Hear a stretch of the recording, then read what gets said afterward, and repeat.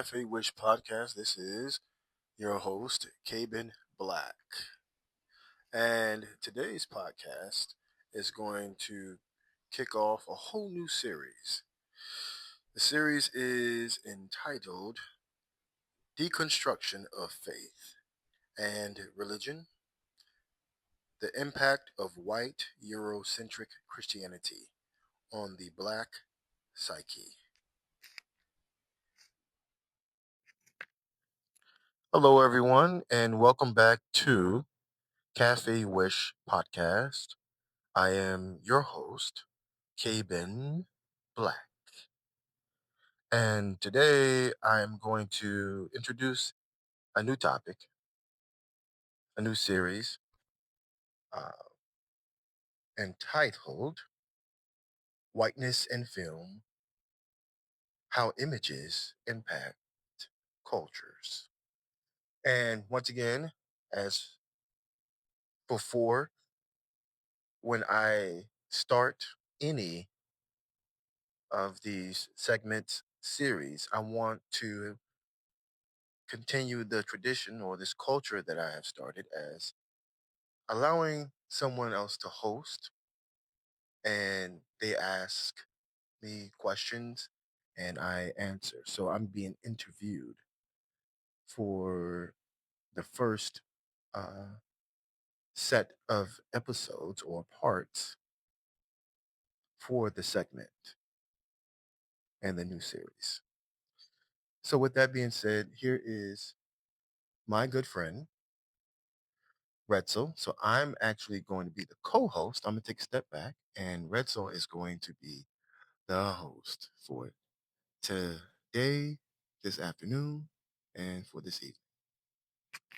Hello, good afternoon, everyone. It's me again, Retzel slash Lester. So you can call me Retzel or it's either Lester. And I'm going to be the host again for this day. And welcome to another session of Cafe Wish podcast. So again, as a tradition, I will be the one who's going to, ask question to Cayman. And without further ado, this is my first question. So, why whiteness in film? How images impact cultures. Whiteness in film: How Images Impact Cultures. The why behind the what is very simple and very clear for me. But let me see if I can do a good job of answering the question. The question is why. All right. So everything that I do stems from or comes from my understanding at first sight, at first glance. And my understanding of all things that I know now has a beginning and a start from childhood. Um, so when I was a kid, I loved watching movies. And I would watch all these movies, from religious movies like Moses and the Ten Commandments to Cleopatra, to all these other movies that talked about historical figures. I really enjoyed family time. And as I gotten older, I started to pay attention to patterns. And I started to pay attention to what was obvious to me. And the thing that was obvious to me may not have been obvious to everyone. So while watching movies, I paid attention, well, especially to the historical films, how they displayed white Americans, how they displayed black Americans, or the white person in the film versus how they displayed the black person in the film. And it seemed very odd to me. So here's the why. When I reached a point of understanding, this happened around 18 or 19 years old, I began to question, why the movie Cleopatra has white people in it when Cleopatra was black. Why does the Moses and the Ten Commandments movie have all white people in it, and then the Nubians is black? And reality, Moses is blacker than me, darker than me. The real figure, the character, the real life character that the character Moses was created or based upon. Uh, and even when I was growing up, there was a movie called The Prince of Egypt. And even in animation, pictures were very much demonstrating a point and telling a narrative. And what I've learned as I've gotten older, going through college and going through various institutions of learning, of higher learning, I began to pay attention once again to patterns, and the why became even bigger um, and stronger, and the questions became more refined, and the discussions that I wanted to have or have had were very deep and interesting topics. Nonetheless, what I have learned in my 20s about history, then I go back to what I've seen on movies and films and even in the animations that explicitly talk about historical figures. What I've learned in history and what I saw in images was two different things, telling two different stories, giving two different narratives. I saw in film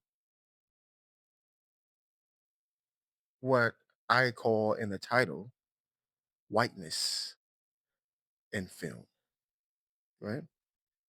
Let me get the exact wording that I'm trying to say is whiteness in film, how images impact cultures. So when I saw the whiteness in film, and then I began to look at the real, right?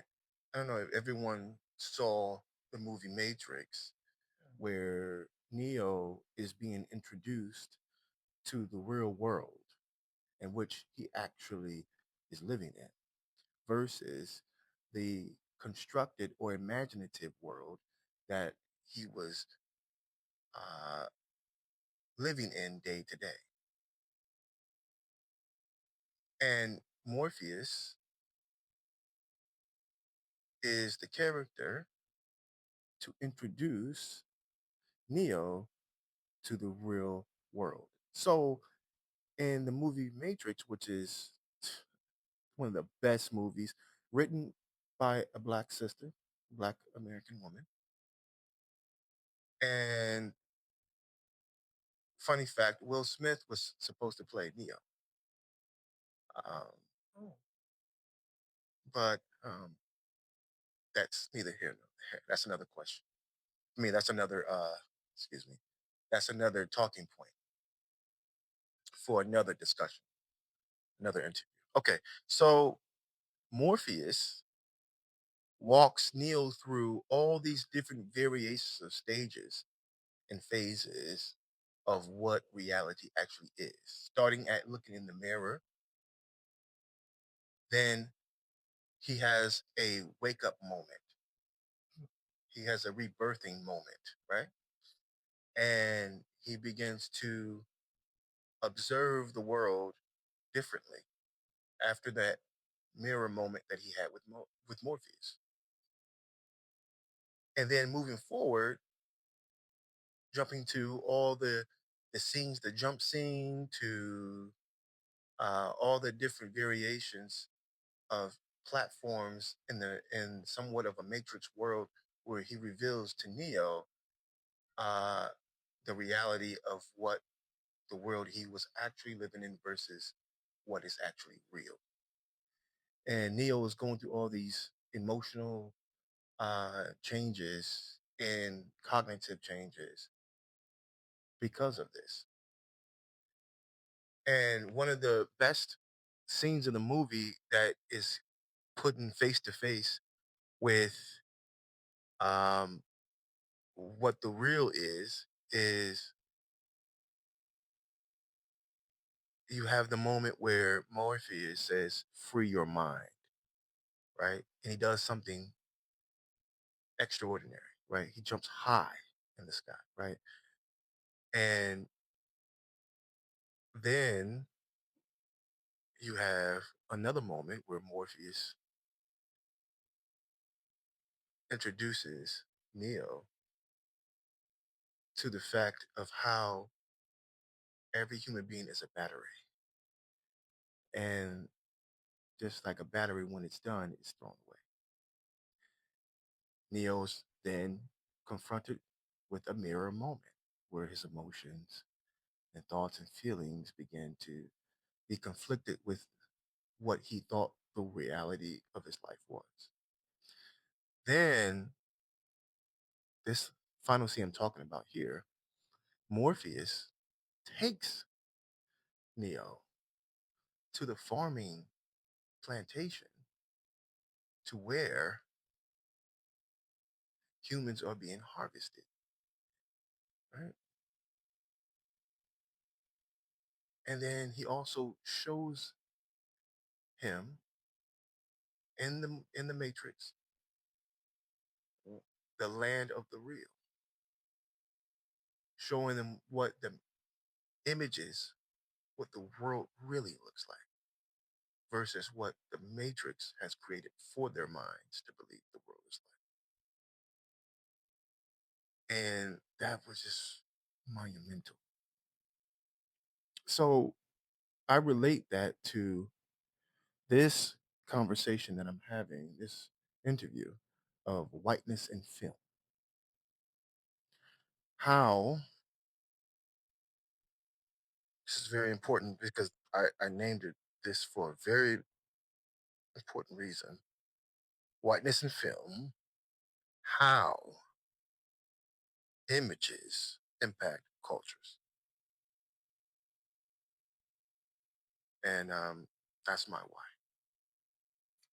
Okay, so thank you for some information from you, Kevin. And okay, so for as an additional, so I have some research here saying that why whiteness in films or in cinema. So I have here, a little information. So in film studies, analyzing whiteness involves examining how white identity is positioned as universal default or unmarked norm in cinema, which they see the white people uh, as specific is not as or not a specific racial group. So maybe they are, white people for these makers of cinema is the default.